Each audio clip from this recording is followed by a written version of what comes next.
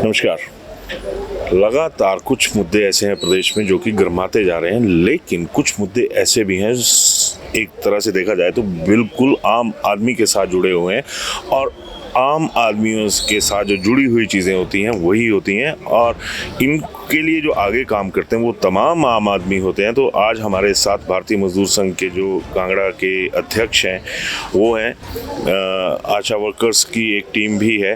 तो ये लोग आज एक तय जो रणनीति थी उसके तहत एसडीएम को ज्ञापन देने आए थे, क्योंकि 16 जुलाई को इन लोगों का फैसला था कि तमाम इसमें जो डिस्ट्रिक्ट हेडक्वार्टर्स हैं, एसडीएम्स हैं, वो वहाँ पर एक ज्ञापन देंगे। तो मेरे साथ हैं ठाकुर साहब प्यार सिंह। नमस्कार। किस मुद्दे पे आज? प्यार सिंह ठाकुर, भारतीय मजदूर संघ हिमाचल प्रदेश संबंध हिमाचल परिवहन मजदूर संघ हिमाचल प्रदेश प्रदेश अध्यक्ष के नाते हम आज 16 जुलाई को धर्मशाला एसडीएम कार्यालय में ज्ञापन सौंपने एकत्रित हुए हैं। हमारी मुख्य मांगें हैं, जैसा कि हमारी बहनें ये आशा वर्कर, सिलाई कढ़ाई, मिड डे वर्कर, ये आईपीएच, तमाम जैसे हमारे परिवहन के कर्मचारी हैं और तमाम जैसे पूरे हिमाचल प्रदेश के विभाग के सारे कर्मचारी हैं, उनका हमारा साझा ये ज्ञापन आज सरकार को गया है। इसमें आशा वर्कर के जो देय भत्तों के प्रति जो हमारी ये लिखित मांगे हैं कि जिन मुद्दों पर सरकार आज जो देने में लंबित करी है, जो साथ में पे कमीशन का जैसे एरियर है, 1/16 का एरियर है, जो इनका वेतनमान में जो वृद्धि है, जो वेतनमान में इनकी विसंगतियाँ चल रही हैं, उन विसंगतियों के सुधार के प्रति जो हमारी मांग है, वर्तमान के सरकार से हमारा निवेदन है कि कर्मचारियों की इन मांगों के प्रति जल्द से जल्द इनका निवारण किया जाए।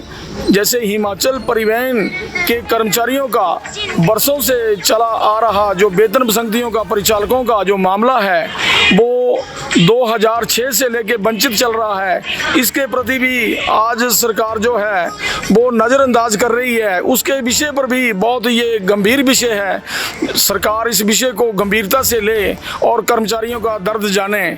इसमें हमारे कई प्रकार के, जैसा कि हमारा वर्दी का विषय था, इसके ऊपर भी हमारे कर्मचारियों का बहुत रोष है। इस बार वर्दी का क्या विषय था? वर्दी का हमारा विषय था जिसके ऊपर कर्मचारियों के इस बार जो है वो पैसे कटे, 700 रुपये के आसपास जो है कर्मचारियों के पैसे कटे।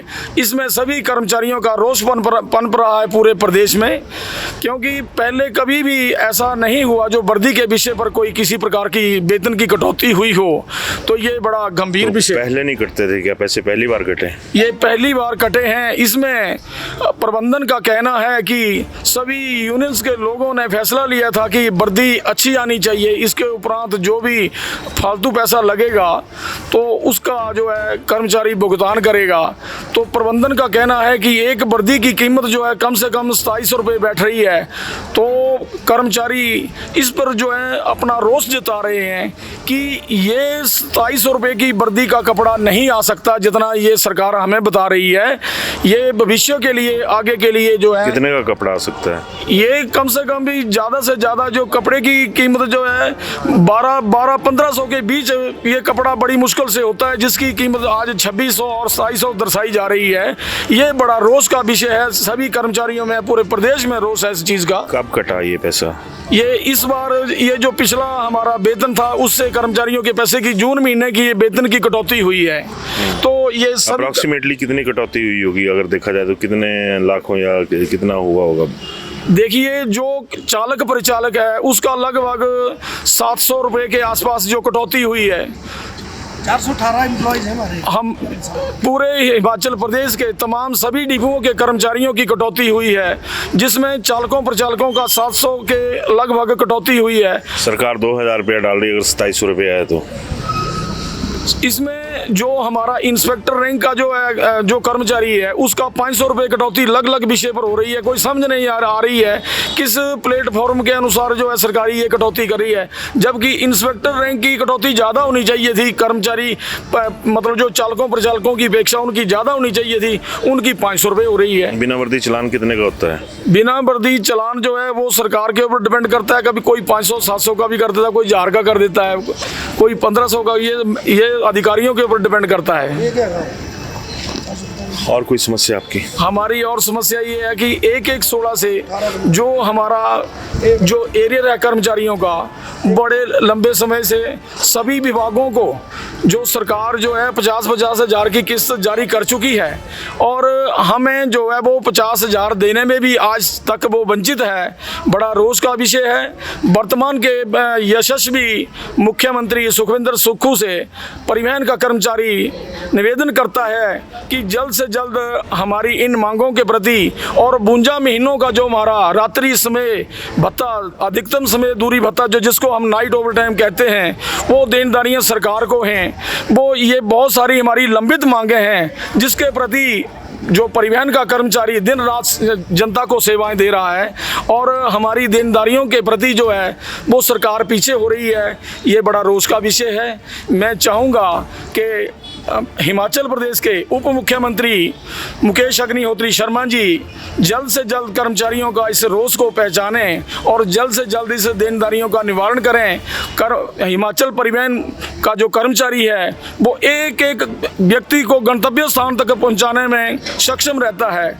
जब बाकी विभागों के कर्मचारियों को सब समय पर मिल रहा है तो हमारे कर्मचारियों को देनदारियां देने में क्यों इस प्रकार का अंकुश लगाया जा रहा है, हमारी समझ से भी बाहर है। बाकी वर्तमान की सरकार जल्द से जल्द कर्मचारियों की देनदारियों का भुगतान करे। हमारा परिवहन का कर्मचारी दिन रात वर्तमान की सरकार के साथ कंधे से कंधा सेवाएं देने के लिए बिल्कुल दिन रात तैयार है। धन्यवाद। और कोई यहाँ पर? ठीक है, आप आशा वर्कर्स, मैम आपका क्या था इससे यहाँ पर आज? सर मेरा नाम कल्पना, मैं आशा वर्कर कार्यकर्ता जिला कांगड़ा की सचिव हूँ। सर हमारा यहाँ आज जो मुद्दा था वो था आशा वर्कर का। आशा वर्कर के लिए सर हम चाहते हैं कि आशा वर्कर की स्थायी पॉलिसी बनाई जाए। जितना काम हम आशा वर्करों से लिया जा रहा है वो हमारे लिए मानदेय के हम हकदार हैं। कितना मानदेय है? सर हमारी मांग है कि जब तक हमारी स्थायी पॉलिसी या हमें सरकारी कर्मचारी घोषित नहीं किया जाता है तब तक हमारी जो है 18,000 रुपये जो वो मानदेय होना चाहिए। अभी कितना है? सर अभी तो हमारा जो है केंद्र से हमें 5500 रुपया मिल रहा है और जो राज्य सरकार से है वो हमें 2000 रुपया मिलता है। सर इसमें तो हमारा गरीब परिवारों का कुछ नहीं चलता, क्योंकि आशा वर्कर जो है वो 8 पढ़ी रखी गई हैं और इस पोस्ट पे जो है वो ज़्यादातर जो वो विडो हैं जिनका मतलब जो घर का गुजारा है वो सिर्फ इसी सैलरी से चलता है, इसी इंसेंटिव से चलता है। तो सर बड़ा मुश्किल होता है एक आशा वर्कर के लिए अपना घर चलाना, एक विडो के लिए अपना घर चलाना। वर्तमान सरकार ने हमें सिर्फ 300 रुपये का जो है बढ़ोतरी की। सर ये तो सरासर हमारे मुंह तोड़ तमाचा मारा सरकार ने। सर हम इससे जो है बहुत परेशान हैं, हम इससे बहुत हम अपने आप को एक शोषण की स्थिति समझने पे मजबूर हो रहे हैं कि सरकार हमारा जो है वो शोषण कर रही है। जहाँ तक हमें रखा गया था जच्चा बच्चा पालन के लिए, लेकिन सर उससे हटकर हमसे इतना काम लिया गया। कोरोना काल में लोग अपने घरों में बैठे थे, हम सड़कों पे थे। उसके बाद हम बच्चे से जन्म से लेके उसका जितना वैक्सीनेशन होता है वो पूरा काम आशा वर्कर करती हैं, पूरा डाटा कलेक्ट करती हैं। मतलब अगर लेप्रोसी का सर्वे है वो भी करती हैं, अगर किसी तरह की कोई बीमारी फैलती है उसका भी वो सर्वे आशा वर्कर कर रही हैं। पूरा कंप्लीट डाटा जो है वो आशा वर्कर जो है वो हेल्थ डिपार्टमेंट तक पहुंचा रही हैं। तो सर इसी के आगे चलते हुए मैं यही चाहती हूँ कि आशा वर्कर को सरकारी कर्मचारी घोषित किया जाए, उनकी स्थायी पॉलिसी बनाई जाए। जब तक नहीं बनती है तब तक 18,000 रुपये मानदेय जो है वो आशा वर्कर को दिया जाए। धन्यवाद। सर एक कंप्लेंट हमारी ये भी है कि आशा वर्कर जो वो 8 पढ़ी रखी गई थी, तो उस हिसाब से जो ऑनलाइन काम है, जो हमारा सारा काम है मोबाइल में हम ऑनलाइन करते हैं, तो सर 8 पढ़ी जो आशा है उनके लिए ये काम जो है वो बड़ा मुश्किल है। वो कई बार अपने बच्चों से करवाती हैं या किसी और से करवाती हैं। तो सर हमारा ये काम भी थोड़ा कम होना चाहिए, क्योंकि ऑनलाइन काम जो है वो 8 पढ़ी आशा जो है वो नहीं कर सकती कहीं। तो इस काम के लिए भी हम सरकार से अनुरोध करते हैं। हाँ सर, नौकरी छोड़ने पर भी मजबूर हैं इस काम को लेकर, तो हम उनसे ये अनुरोध करते हैं कि ये काम जो है वो हमारा जो है वो कम किया जाए ऑनलाइन का। मैं संक्षिप्त शब्दों में ये भी गुजारिश करूंगा वर्तमान की सरकार से कि ये जो बहनें अपना दुख मीडिया में जो प्रकट कर रही हैं, जिन बहनों का जो अपना समय पूरा हो जाता है, सेवा काल पूरा करने के उपरांत जब उनको घर बिठा दिया जाता है, उनकी रोजी रोटी भी छीन ली जाती है, तो मैं चाहता हूं कि वर्तमान की सरकार कम से कम जो उनको कम से कम 5,000 की पेंशन देने की कृपा करे, जो कि सेवा काल पूरा कर चुकी हैं बहनें। और जो हमारे कर्मचारी जो कार्यरत हैं समय पर, जो परिवहन के कर्मचारी हैं, उनकी जितनी भी हमारी नाइट ओवर टाइम का जो भुगतान है और जो हमारे कर्मचारियों का जितना भी रुका हुआ जो देनदारियां हैं सरकार को, वो जल्द से जल्द पूरा करे। और जो परिवहन का जो दुर्दशा है इस टाइम गाड़ियों की, जो कोई गाड़ी जो है कहाँ खड़ी हो रही है, कोई कहाँ खड़ी हो रही है, इसमें भी निगम की छवि पर बहुत बड़ा दाग लग रहा है। तो मेरा परिवहन मंत्री जी से निवेदन है कि जल्द से जल्द नई गाड़ियों की खरीद फरोख्त की जाए, ताकि हम जनता की सेवा को सुचारू रूप से अब सेवा दे सकें। इन्हीं शब्दों से मैं अपनी वाणी को विराम देता हूँ। जय हिंद, जय हिमाचल प्रदेश। इन्होंने तो अपनी वाणी को विराम दे दिया, लेकिन जो मांगे हैं वो बहुत हद तक जायज़ भी नज़र आती हैं। अगर HRTC की बात करें, जहां को ठाकुर साहब रिप्रेजेंट कर रहे थे, 700 रुपया बताया जा रहा है कि जो कर्मचारी हैं उनके खाते से वर्दी के नाम पर काटा गया है, और इसके लिए ये लोग तैयार नहीं हैं। दूसरी तरफ बात ये भी आ रही है कि परिवहन निगम की जो हालत है वो बहुत खस्ता है।